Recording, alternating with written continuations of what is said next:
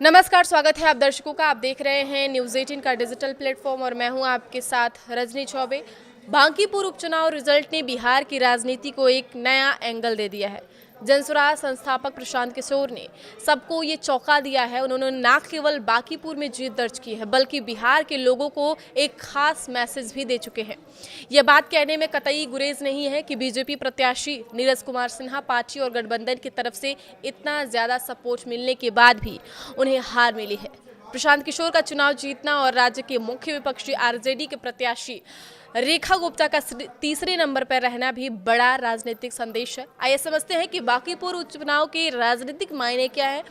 बांकीपुर में कुल 31 राउंड वोटों की गिनती हुई है, जिसके बाद जनसुराज प्रत्याशी प्रशांत किशोर को 63,946 वोट मिले हैं। वहीं भाजपा प्रत्याशी नीरज कुमार सिन्हा को 44,700 वोट मिले हैं। दोनों के बीच अब तक हुई वोटों की गिनती में लगभग 19,000 वोटों का अंतर दिख रहा है। वहीं आरजेडी प्रत्याशी रेखा गुप्ता को 14,241 वोट मिले हैं। वह प्रशांत किशोर से 49,705 वोटों से पीछे रही। जातीय गोलबंदी की राजनीति टूटने के संकेत।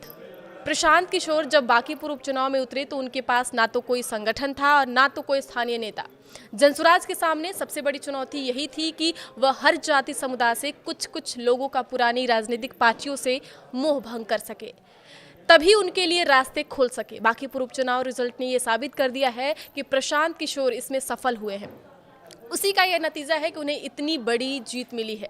2025 के बिहार विधानसभा चुनाव में जनसुराज ने 200 से ज्यादा सीटों पर उम्मीदवार उतारे थे, जिसमें से केवल प्रत्याशियों की जमानत बच पाई थी। वहीं सत्ता पक्ष एनडीए को 202 सीटों की प्रचंड जीत मिली। वहीं मुख्य विपक्षी आरजेडी 25 सीटों पर सिमट गई। ऐसे में सवाल यही उठने लगे कि क्या बिहार की जनता तेजस्वी यादव और उनकी पार्टी राष्ट्रीय जनता दल को विपक्ष की हैसियत में भी नहीं रखना चाहती।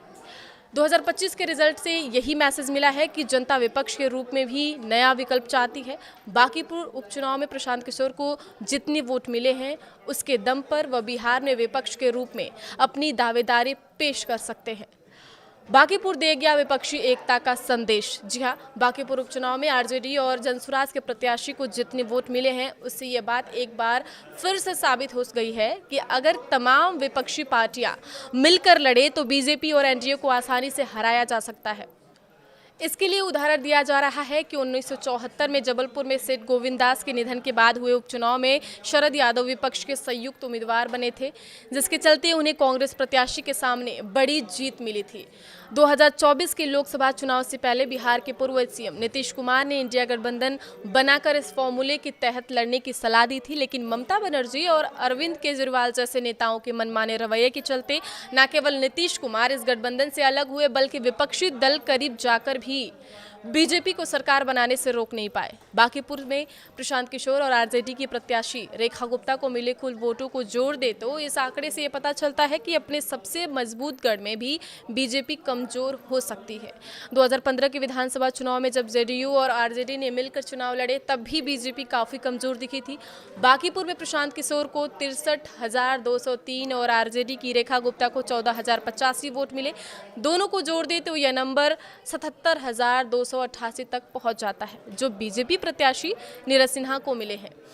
44,250 वोटों से 33,038 ज्यादा है, यानी पूरा विपक्ष एकजुट हो जाए तो बीजेपी अपने गढ़ में बेहद कमजोर नजर आने लगती है। मजबूरी में बीजेपी और आरजेडी को वोट देने वालों का जो विकल्प है वो बिहार की राजनीति को ध्यान से देखे तो ये पता चलता है कि यहाँ बड़ा वोट बैंक तो केवल राष्ट्रीय जनता दल के पास ही है। सुनने में ये भी बात पहली बार नज़र में अटपटी लग सकती है, लेकिन यही 100% सही है। 2005 से आरजेडी करीब बिहार की सत्ता से बाहर ही है। करीब 3 साल नीतीश कुमार के रहमो करम वाले काल को छोड़ दे तो आरजेडी विपक्ष में ही है। इसके बावजूद उनका मुस्लिम, यादव और कुछ दलित समाज का गरीब वोट बैंक उनके साथ इंटैक्ट है। वहीं दूसरी तरफ एनडीए खेमे में खासकर जेडीयू और बीजेपी के वोट बैंक में हमेशा उतार चढ़ाव देखा जाता रहा है। 2015 के विधानसभा चुनाव में जब एनडीए से नीतीश कुमार अलग हो गए तब बीजेपी चिराग पासवान, उपेंद्र कुशवाहा, जीतन राम मांझी जैसे छोटे दलों के साथ गठबंधन में उतरी तो भी उनकी सीटें जीतने का आंकड़ा 57 तक भी नहीं पहुंच पाया था, जबकि उक्त देश में पीएम मोदी की लहर थी और उन्होंने बिहार चुनाव में करीब 50 जनसभाएं भी की थी। आज भी बिहार में लोकसभा चुनाव हो या विधानसभा चुनाव, एनडीए का पूरा प्रचार तंत्र इसी पर होता है कि अगर हमको वोट नहीं दिए तो लालू यादव का परिवार सत्ता में आ जाएगा। ठीक इसी तरह आरजेडी यही डर दिखाती है कि अगर उन्हें वोट नहीं दिया तो बीजेपी सत्ता में आ जाएगी। इसी वजह से खासकर बिहार के मुसलमान एकजुट होकर आरजेडी को वोट देते आए हैं। ऐसे में प्रशांत किशोर ने बिहार की जनता के सामने गैर बीजेपी और गैर आरजेडी के रूप में विकल्प देने का काम किया है। जनसुराज के लिए भी जरूरी रहा। बांकीपुर 2025 के विधानसभा चुनाव में बड़े बड़े दावों के बाद भी जनसुराज राजनीतिक स्वीकार्यता के पैमाने पर निराश किया। 200 से ज़्यादा सीटों पर प्रत्याशी उतारने के बाद भी केवल 17 लाख वोट मिले। ऐसे में तमाम राजनीतिक पंडितों ने यही निष्कर्ष निकाला है कि खुद प्रशांत किशोर ने चुनाव नहीं लड़ा, जिसके चलते पार्टी का ये हाल हुआ।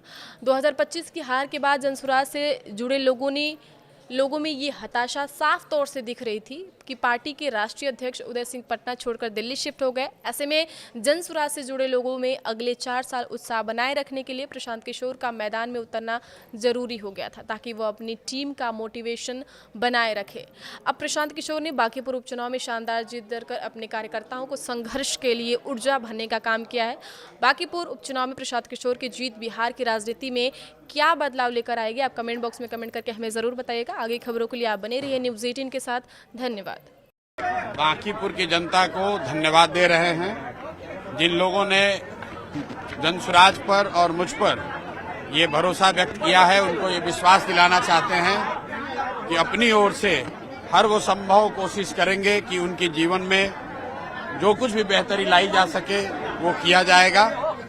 जो लोग चुनाव हार गए हैं उनको भी अपनी ओर से बधाई दे रहे हैं। लोकतंत्र है, चुनाव में हार जीत लगा रहता है, लेकिन बांकीपुर का जो चुनाव था ये चुनाव विधायक बनाने के लिए नहीं बना हुआ था। ये पहले दिन से हम लोग कह रहे थे कि बांकीपुर का चुनाव विधायक चुनने के लिए नहीं है। ये बिहार में भाजपा एनडीए की जो सरकार है उसका जो नेतृत्व है उस पर निर्णय लेने के लिए ये चुनाव हो रहा है। और बांकीपुर की जनता ने बड़ा स्पष्ट ये अपनी ओर से और बिहार के लोगों की ओर से ये मत दिया है कि भाजपा के केंद्रीय नेतृत्व को ये सोचना चाहिए, विचार करना चाहिए और बिहार के हित में, बिहार के बच्चों के हित में, बिहार में एक अच्छे व्यक्ति को, चरित्रवान और काबिल व्यक्ति को बिहार की कमान सौंपनी चाहिए।